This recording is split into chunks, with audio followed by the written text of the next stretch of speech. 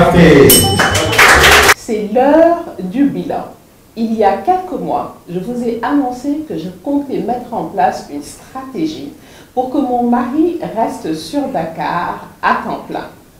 Je pourrais dire, j'ai une confession à vous faire. Il y a des choses qui se sont très bien passées, qui étaient superbes, et il y a des choses qui n'étaient absolument pas planifiées.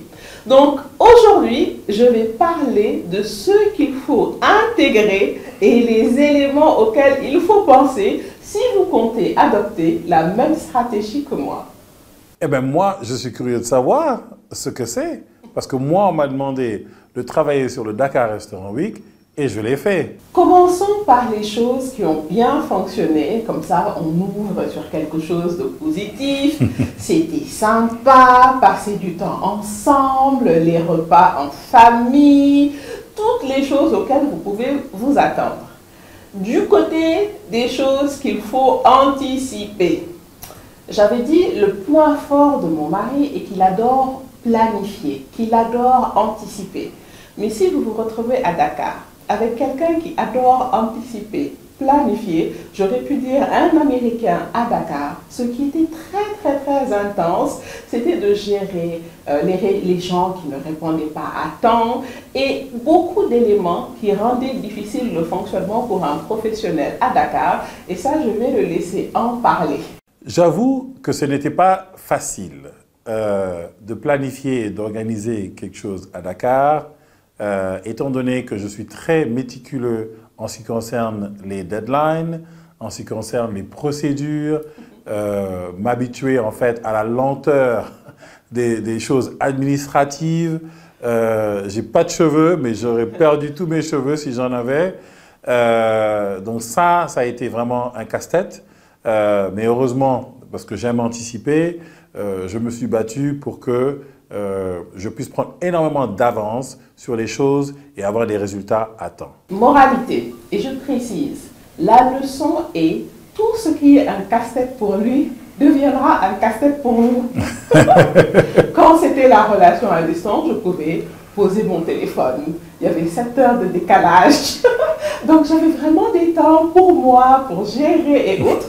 Quand la personne, elle est là à temps plein, vous partagez le stress, vous partagez la pression, vous partagez toutes les émotions. Donc, il faut intégrer que tous ces éléments-là vont être présents en tout temps et ça change beaucoup d'une relation à distance où oui, vous avez plus de temps pour vous. Bon, je vais repartir alors. Hein. Cependant, je vais repartir. Hein. Ah.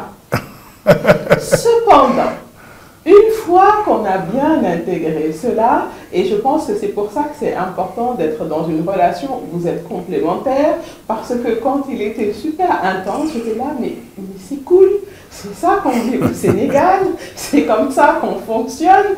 Donc c'était beaucoup ces échanges-là qui ont permis de bien naviguer, d'arriver au terme de cet événement-là. Et je pourrais dire, quelles leçons en as-tu tiré, chef Aziz? J'en ai tiré de très bonnes leçons. Déjà, de pouvoir arriver à convaincre autant de restaurants à faire un événement aussi large. Une semaine, la population s'est régalée, la population en a profité. Il y a eu des jeux, il y a eu vraiment une très belle atmosphère, une fête que je tenais à amener au Sénégal. Donc ça, c'était un grand plaisir. Et maintenant, c'est continuer à anticiper pour les prochains projets que j'ai. Alors, vous vous demandez peut-être, si c'était à refaire, est-ce que je recommencerais? Alors oui, totalement. D'ailleurs, je suis encore en train de m'engager et de l'engager dans un autre projet encore plus grand, encore plus complexe. Et cette fois-ci, j'y vais avec des leçons apprises, avec une nouvelle dynamique en termes de fonctionnement. Je vous dis, je vous en dis pas plus et je lui laisse lui présenter le prochain événement. Alors, maintenant, en fait, quand l'idée du Dakar Restaurant Week est arrivée, c'était pour les restaurants. Les traiteurs m'ont aussi demandé de faire quelque chose pour eux. Donc là, l'idée du salon des traiteurs est venue. Là, ça sera réunir les traiteurs et les fournisseurs des traiteurs dans un espace comme une foire en fait. Et nous envisageons de le faire en début novembre.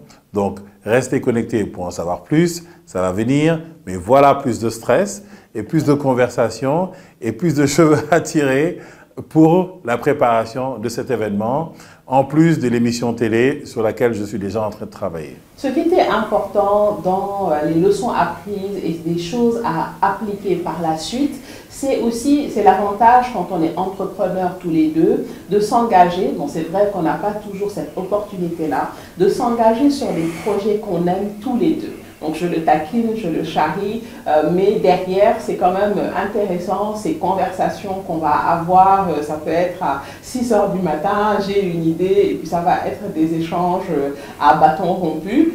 Donc là où maintenant il y a des ajustements à faire, c'est bon, si la conversation je ne veux pas qu'elle se fasse à 6 h du matin et que l'autre a beaucoup d'énergie, là oui il y a des compromis à faire, mais au moins quand ce sont des projets qui nous intéressent, qui sont passionnants pour tous les deux, ça devient quelque chose qui nous permet d'évoluer. Et j'avoue que avoir préparé quelque chose, voir les choses se passer, pouvoir analyser ensemble la réussite, quelque chose qu'on a construit ensemble, ça renforce le couple, ça solidifie le couple et ce n'est pas des choses qu'on peut forcément avoir quand on vit une relation à distance. Donc, conclusion, c'est plus intéressant d'être ensemble, mais ça se prépare.